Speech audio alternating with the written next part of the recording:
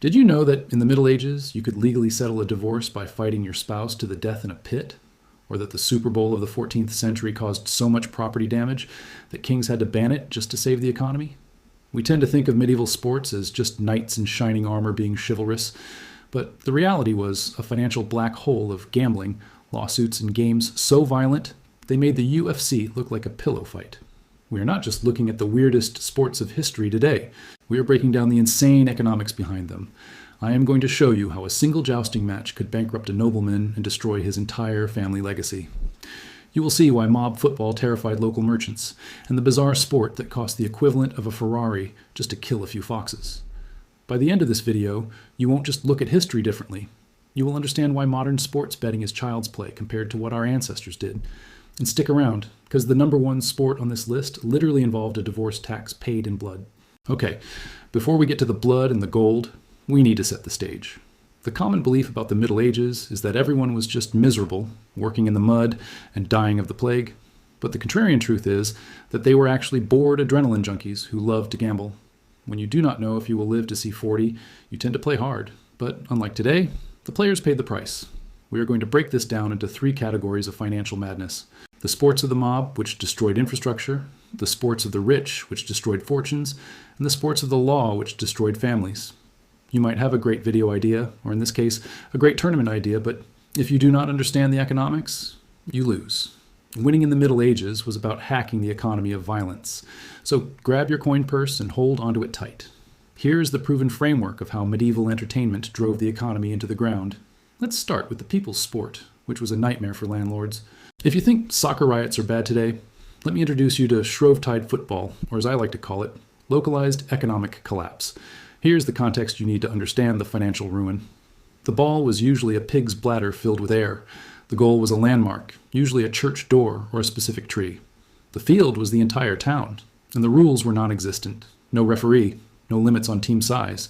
You could have 500 people against 500 people. Murder was technically illegal, but accidental death during the game was just a foul. Now, why is this a financial story? Because of the collateral damage. Imagine you are a merchant. You sell pottery. Suddenly, 1,000 screaming peasants crash through your storefront because the ball rolled under your table. You're not just losing inventory, you are losing your livelihood. This sport was a nightmare for the local GDP. Windows were smashed, fences destroyed, and livestock trampled. But the biggest economic impact was not the property damage. It was the labor cost. These games could last for days. That is, days where fields are not plowed, blacksmiths are not hammering, and goods are not moving. It was a complete productivity halt. This got so bad that in 1314, King Edward II of England issued a proclamation banning football in London. But he did not ban it because he cared about safety. He banned it for an economic reason known as war. See, the king needed archers. Archery is a skill that takes years to master. It drives the military economy. But young men were spending all their time playing football. The opportunity cost of football was a weaker national defense. So the king said, stop the hustling over large footballs or go to prison. He threatened them with prison just to stop them from playing soccer. But did it work? No, because reality beat expectations. The people loved the chaos too much. This economic tug of war between the state wanting soldiers and the populace wanting entertainment lasted for centuries. But if you think that is a waste of money, that is pennies compared to what the rich were doing. We have all seen jousting in movies. Two guys on horses, big sticks, boom. But I want you to stop thinking of jousting as a sport. I want you to start thinking of it as high-stakes venture capital. A fully equipped knight in the 15th century was the economic equivalent of a Formula One car. Let's break down the balance sheet. Custom-fitted plate armor cost the equivalent of a skilled laborer's wages for 10 to 20 years. In modern terms, that is like wearing a house. Destriers, the war horses, were incredibly expensive, bred specifically for impact. Then you have the team of squires, grooms, and armorers. A knight was a corporation. Now, here's the secret economic engine of jousting that nobody talks about, the ransom system. In the early tournament circuits, this wasn't just for glory. If you knocked the other guy off, you won his horse. Let that sink in. You engage in a match that lasts 30 seconds. You win. You have just acquired assets worth 20 years of salary. The loser now has to pay you back to get his gear back. This created a class of professional tournament knights. Perhaps the most famous was William Marshall in the 12th century. He started with nothing. By the end of his career, he claimed to have captured 500 knights. He wasn't just a good athlete. He was a hedge fund manager of violence. He accumulated massive wealth solely through the transfer of military assets in a sporting environment.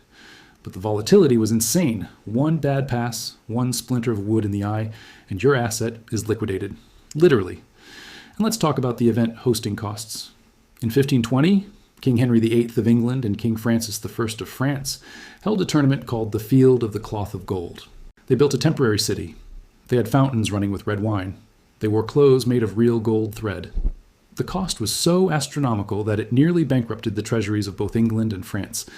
Imagine hosting the Olympics, but building stadiums out of gold. It was a flex, a geopolitical flex designed to show my economy is stronger than yours. So we have the mob destroying shops and the knights trading Ferraris, but surely there was something just completely stupid, something that makes no financial sense whatsoever. Oh, there is, and it involves flying foxes. This is real, I promise you, I'm not making this up. In the 17th century, the aristocracy got bored, so they invented fox tossing. Here's how it worked. A group of aristocrats would stand in a courtyard, holding long canvas slings on the ground. They would release foxes or badgers into the arena. As the animal ran across the sling, the couple would pull tight with all their strength, launching the animal 20 or 30 feet into the air.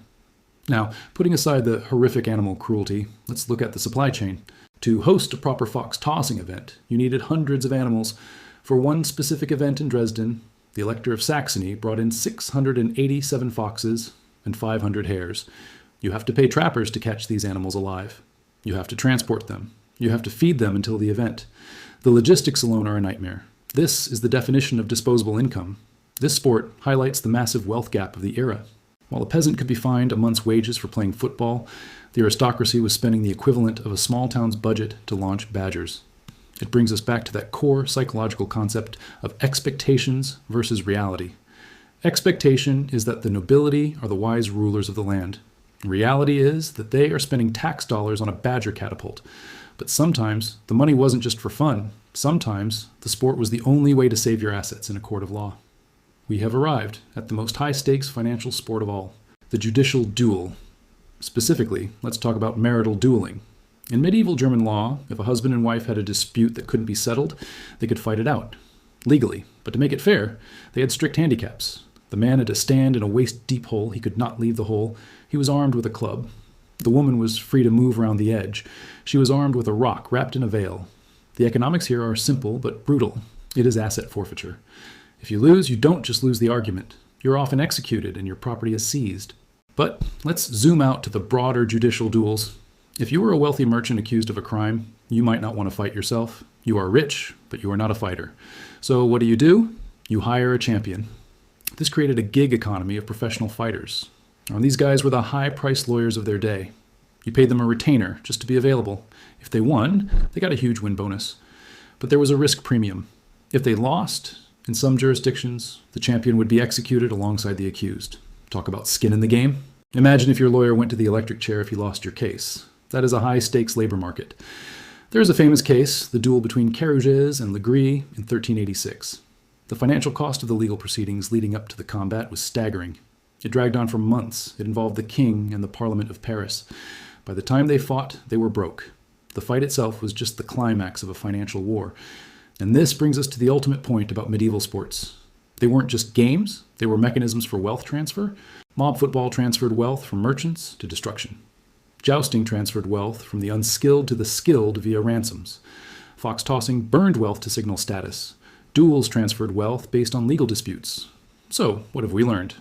We learned that the Middle Ages were a time where play was serious business. The expectation that these were simple times is false.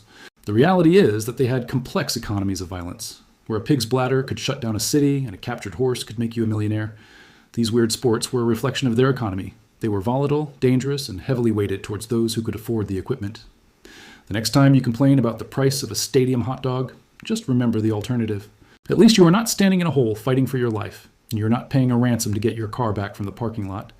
But understanding the past is the best way to capitalize on the future. The history of sport is actually the history of disposable income. It tells us who had the money, who had the power, and who was willing to risk it all for a moment of glory. We see the same patterns today. We just swap the lances for stock options and the pig bladders for fantasy football leagues. The human desire to gamble assets on physical outcomes has not changed. And the stakes are still high, even if we are not launching badgers. It is all about risk management. The medieval knights knew it, the kings knew it, and now you know it too. But There is one more economic lesson hidden in the medieval era that almost nobody talks about. It is the story of how a plague actually made the surviving peasants rich. It is the greatest transfer of wealth in human history, and it happened because of a flea. I am going to break down exactly how the labor market reset after the Black Death in my next video. You will see how wages doubled overnight, and why the feudal system collapsed simply because there weren't enough workers to farm the land. It is a fascinating look at supply and demand. If you found this deep dive into the financial madness of history interesting, you need to subscribe to the channel right now. We are building a community of people who want to understand the money behind the madness. I have an entire series coming up on how the Black Death actually created the middle class and doubled wages for the survivors. You do not want to miss that financial breakdown. So hit that subscribe button, turn on notifications, and tell me in the comments which medieval sport you think would be the most expensive to play today. I read every single comment. Don't let the algorithm hide this knowledge from you. Join us and let's uncover the hidden economics of history together. Click that button and I will see you in the next video. Wait, I also want to mention something crazy about the archery laws. Did you know that for centuries, every Englishman was legally required to practice archery on Sundays?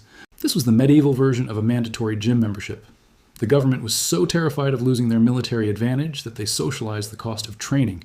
They forced the entire male population to buy bows and arrows, which stimulated the weapons manufacturing industry. It was a military-industrial complex disguised as a weekend hobby. This shows how sports have always been tied to national interests. Whether it is King Edward banning football or modern governments subsidizing stadiums, the link between play and power is unbreakable. And speaking of power, let's go back to those divorce duels for a second. The woman's rock was often wrapped in cloth, but sometimes it was just a rock.